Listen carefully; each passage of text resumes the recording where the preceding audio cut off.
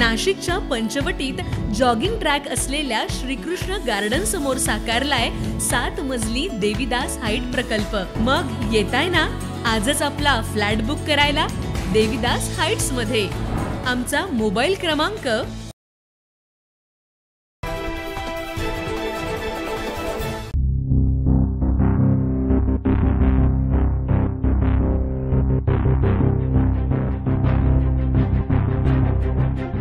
कुंभमेळा बैठकीच्या वार्तांकनासाठी त्र्यंबकेश्वर येथे गेलेल्या माध्यम प्रतिनिधींना पार्किंगच्या वादातून मारहाण झाल्याची धक्कादायक घटना आज दुपारी घडली। या मारहाणीत पुढारी न्यूज वृत्तवाहिनीचे नाशिक ब्युरो चीफ किरण ताजने यांच्या डोक्याला मार लागल्यानं त्यांच्यावर सध्या नाशिकच्या अपोलो रुग्णालयात उपचार सुरू आहेत। ऊन वारा पाऊस यांची तमा न बाळगता सर्वसामान्य जनतेच्या प्रश्नांना वाचा फोडण्यासाठी सत्ताधाऱ्यांना धारेवर धरणाऱ्या माध्यम प्रतिनिधींना झालेल्या मारहाणीचा सर्वच क्षेत्रातून जाहीर निषेध केला जातोय।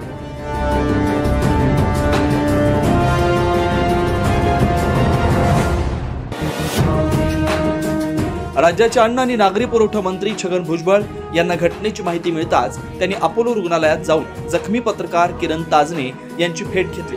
यावेळी त्यांनी माध्यमांशी संवाद साधताना घटनेचा जाहीर निषेध करत दोषींवर कडक कारवाई झाली पाहिजे, तसेच या प्रकरणात जिल्हा पोलीस अधीक्षकांना फोन करून त्यांना ताबडतोब कारवाईचे आदेश दिलेत असं सांगितलंय।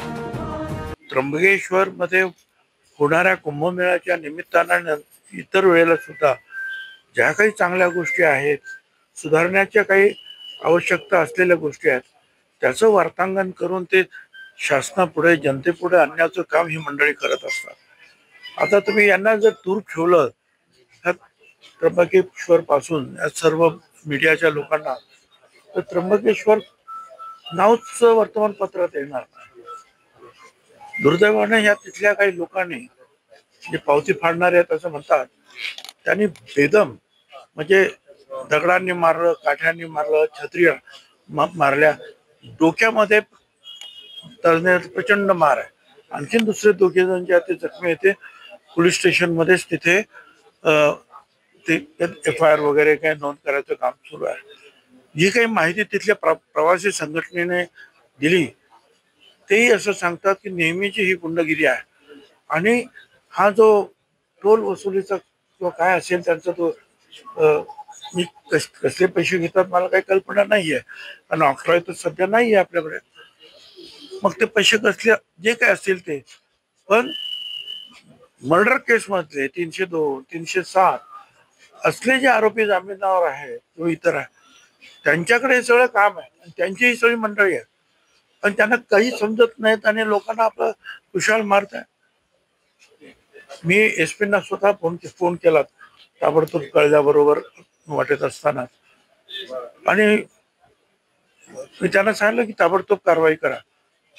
आणि पुन्हा आता त्यांना मी सांगतोय की ती कारवाई अतिशय कडक झाली पाहिजे, टाइमपास होता कामा नये। आता सुद्धा यांना जे आणलं हॉस्पिटलमध्ये ताबडतोब आणण्याच्या ऐवजी जे आहेत बराच वेळ तिथेच होते, आणि तिथले जे इन्स्पेक्टर ते काय करतात, पोलीस काय करतात ना माहिती नाही, काही 10 लोक कोण आहे तिथे, त्यांना काहीच कल्पना नाहीये का?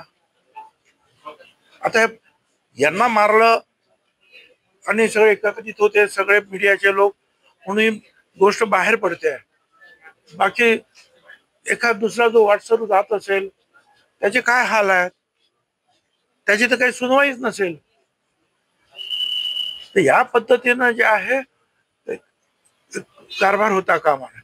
म्युन्सिपाल्टीने सुद्धा अशा प्रकारच्या लोकांचा ताबडतोब जर त्यांना काय ठेका दिला असेल तर तो रद्द केला पाहिजे। तेव्हा मी पोलिसांना सांगणार आहे की जर अशा प्रकारचे लोक कामाला ठेवले असतील आणि असे प्रकार घडत असतील तर ज्यांनी त्यांना अथॉरिटी दिलेली आहे त्यांना सुद्धा जे आहे विचारपूस झाली पाहिजे, त्यांची सुद्धा चौकशी झाली पाहिजे। तर झालेला प्रकार हा अत्यंत दुर्दैवी असून या प्रकरणाची पोलिसांनी गंभीर दखल घेऊन दोषींवर कडक कारवाई केली पाहिजे असं भाजप प्रवक्ते लक्ष्मण सावजी यांनी सांगितलं। त्र्यंबकेश्वरची ख्याती सगळ्या जगात आहे। त्र्यंबकेश्वरला सगळ्या भारतातून भारताबाहेरून दररोज भाविक मोठ्या संख्येने येतात। या ठिकाणी अशा प्रकारचा असा प्रसंग येणं हे योग्य नाहीये, याची गंभीर दखल पोलिसांनी घेतली पाहिजे। वास्तविक ह्या तक्रारी नेहमीच्याच झालेल्या आहेत, कधीतरी एखादा असा मोठा प्रयोग होतो तेव्हा लक्ष जातं. हे दैनंदिन होणारे प्रकार ताबडतोब थांबले पाहिजे. त्या ठिकाणी हे अनधिकृत पार्किंगवाले कोण आहेत, अधिकृत पार्किंगवाले कोण आहेत हे ओळखायला काहीतरी त्यांना युनिफॉर्म, ड्रेस कोड, बिल्ले द्यायला पाहिजे आणि तिथे सुरक्षा व्यवस्था असायला पाहिजे. जरी एखादा असा प्रसंग घडला तरी पोलीस त्यावेळेस तिथं कुठं होते. त्याच्यामुळं असं पत्रकारांच्या बाबतीमध्ये घडलाय हा तर अजून गंभीर बाब आहे.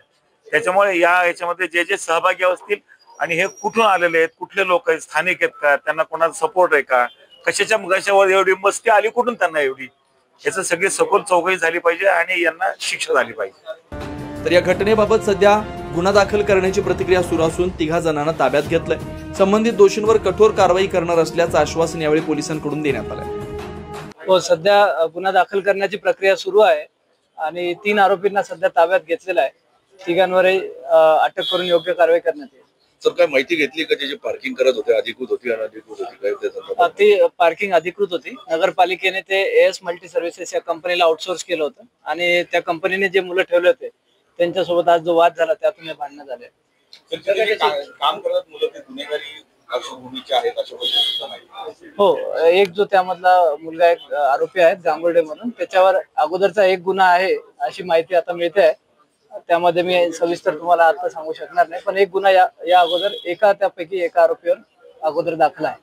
पण गुन्हेगारी पार्श्वभूमीच्या लोकांना कामावर ठेवणं आहे, आपण त्या कंपनीला काही सांगू किंवा त्याबद्दल सविस्तर चौकशी तपास करण्यात येईल.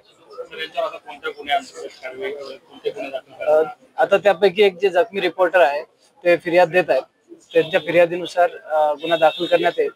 सदर घटनेची माहिती नाशिक शहरासह जिल्हाभरात वाऱ्यासारखी पसरताच नाशिक जिल्हाधिकारी जलद शर्मा, राष्ट्रवादी अजित पवार गटाचे शहराध्यक्ष रंजन ठाकरे, भाजपचे सुनील बागुल, माजी आमदार बाळासाहेब सानप, ज्येष्ठ नेते विजय साने, मंत्री गिरीश महाजन यांचे स्वीय सहाय्यक संदीप जाधव, माजी आमदार वसंत गीते, शिवसेना ठाकरे गटाचे शहराध्यक्ष प्रथमेश गीते यांसह अनेकांनी अपोलो रुग्णालयात जाऊन जखमी पत्रकार किरण ताजने यांची भेट घेतली. लोकशाहीचा 4था आधारस्तंभ असलेल्या माध्यम प्रतिनिधींवर अशा प्रकारचा हल्ला करणं हे अत्यंत दुर्दैव असून याचा निषेध करावा, तितकाच असा सूर संपूर्ण राज्यातून उमटला जातो. न्यूज महाराष्ट्रासाठी प्रतिनिधी इसाक कुरेशी, नाशिक.